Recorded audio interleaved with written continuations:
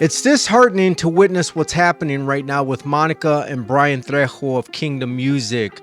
My heart truly breaks seeing Sister Monica so devastated, and it's painful to learn about what Brother Bryann has been doing for years behind her back in the back of the ministry.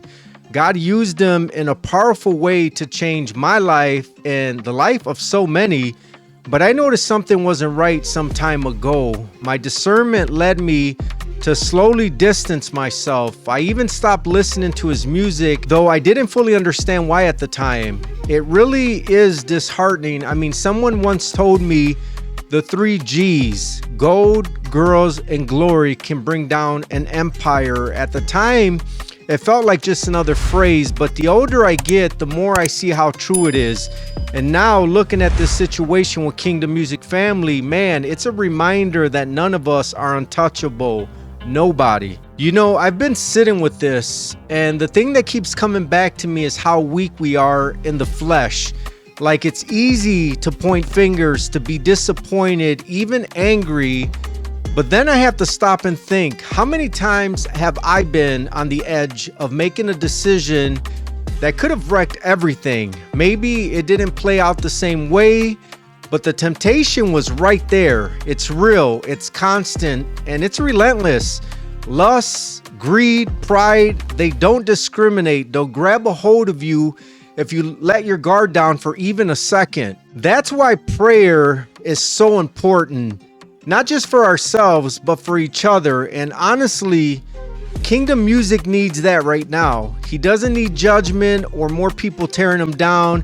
He's probably doing enough of that himself already. He needs covering, strength, and support to get through this.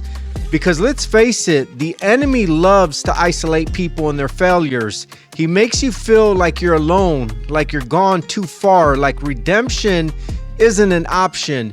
But we know that's a lie. God's strength is made perfect in our weakness. And man, there's a lot of weakness in all of us. The truth is, no one wakes up one day and says, I think I'll ruin everything today. It's a slow slide. A little compromise here, a small justification there. Before you know it, you're so deep in the mess that you don't even recognize it yourself. And it's scary because it could happen to any one of us. That's why accountability matters. That's why we need people in our corner who call us out before we go too far. But even more than that, we need God's word written on our hearts, because when you're in the heat of the moment, your willpower isn't going to save you. Only God can. You know, it makes me think about David in the Bible. Here's a man after God's own heart, right? Chosen by God, anointed as king, wrote Psalms we still sing today. But even David, with all his closeness to God, fell hard. Lust and pride took him down, and yet God didn't abandon him. He disciplined him, sure, but he also restored him. That's the hope we need to cling to for KMF, for ourselves, for anyone who stumbles. God's grace doesn't run out just because we messed up. But I'll tell you what breaks my heart the most. It's not just the sin, it's the ripple effect. When someone falls, especially someone in a position of influence, it hurts everyone connected to them, their family, their friends, their ministry. People start to question their faith. Their trust gets shaken.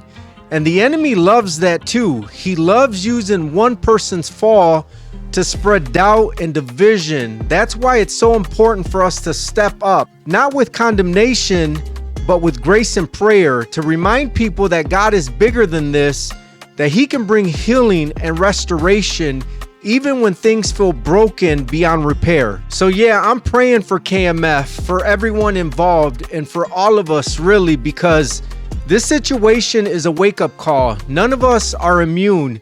We need to stay grounded in God, stay accountable, and stay in prayer, not just when things go wrong, but every single day, because the flesh is weak no matter who you are. But God's strength, it's more than enough, always.